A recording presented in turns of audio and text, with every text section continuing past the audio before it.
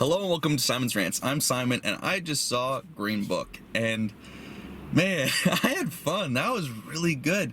That might be the movie of the year. I'm not promising anything yet. I still haven't seen every movie that's come out and I need to think about it, but that was a really good movie and it's gonna be up there. So wow, I don't even know where to start with it, honestly.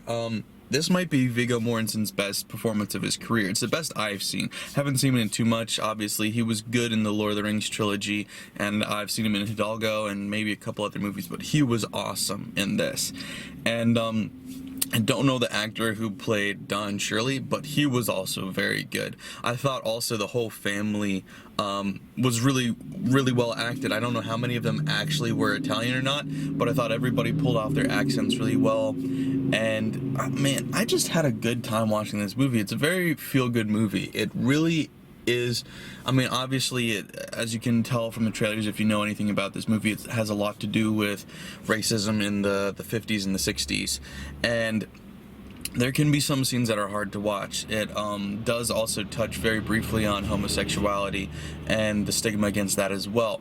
It is, I'm gonna say, hard to watch, but as far as this kind of movie goes, it's not the hardest. It deals with a lot of these issues very well, and it's not like it's sugarcoating stuff. It just does it in a mature way that I appreciated. It showed a lot of different sides to a lot of different topics. So it not only dealt with racism, but also classism and prejudice.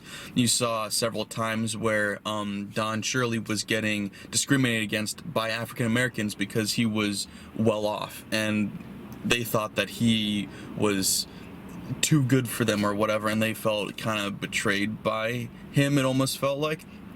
And it was really good in that. And then of course it also deals with a lot of stereotypes in general. Viggo Mortensen's character Tony, he's extremely Italian. He's from the Bronx, and you see a lot of stereotypes that Don Shirley has about his character.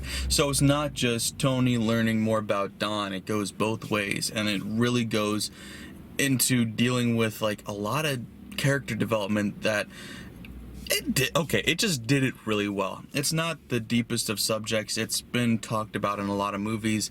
There have been a lot of movies this year, especially that had to do with race, but this might be the best at it this year that I've seen. It was very well done. It was very mature, very eloquent, very sophisticated, and very fair. It didn't come across like an agenda piece. It didn't come across like a political movie. It was just a good story. I didn't even know that it was based on a true story until the end credits started rolling and it said Don Shirley kept performing, and I was like, oh wow. So I don't know how accurate it is to real life. I knew nothing about this story coming into it.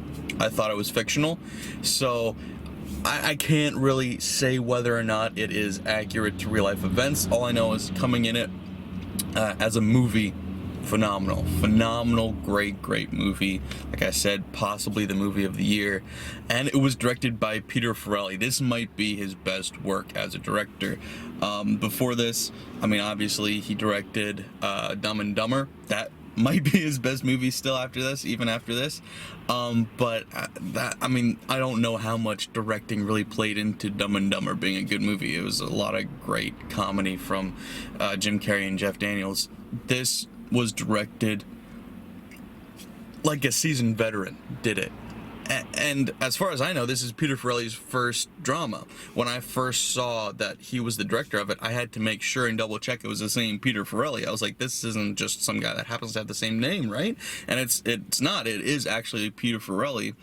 And I think the last movie he directed before this was a movie 43. So I really wasn't expecting a whole lot from him at this stage in his career. He hadn't done anything good in a while. So this is quite the comeback for him. I'm glad that he decided to do this. It's an odd choice for him, but it really worked out for him. Like I said, the casting was all great. The writing was good. The dialogue was good. The humor, when it was used, was really awesome. It was well timed. And I want to say that, like, it was fair because it showed good and bad in almost everything, and you had a chance to learn from everyone in this movie at different points in time. So it's like it showed the corruption in the police force, and then it also showed some good cops too, and so you see some good people, and you also see some bad people in almost every aspect of this movie. So I really appreciated that it was really unbiased. And I just mentioned in my last first thoughts, where I was talking about Sorry to Bother You, where that came across as a little bit biased. This one didn't, and I really appreciate that. That's hard to do as a filmmaker or as any type of creator, to have something not be biased, and I really did not feel like there was a bias in this movie. It was just telling it how it is and saying everybody has an opportunity, everybody has a chance to learn from one another and grow.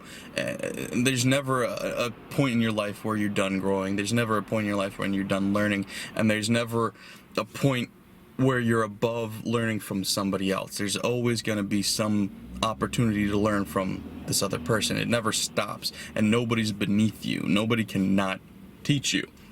So I'm actually not really going to get into spoilers, because there's not a whole lot to talk about. Spoilers, I mean, the trailer kind of shows the basics of the story. It kind of goes how you expect, but that's not a bad thing. So I'm not even going to bother with it, because I don't know that there's anything worth talking about in the spoilers. I just thought it was really well done.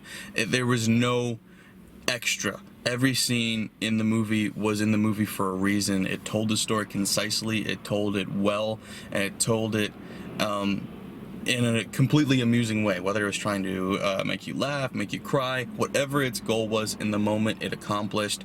All the acting was great, the directing was great, everything about it was pretty much flawless. And I'd love to know how accurate it is to true life events. I don't know, I'll look that up when I get home. But overall, great movie, really enjoyed it, so you guys should check it out. And if you've already seen it, let me know in the comments below what you thought. Of course, don't forget to like, share, and subscribe. Thanks guys, bye.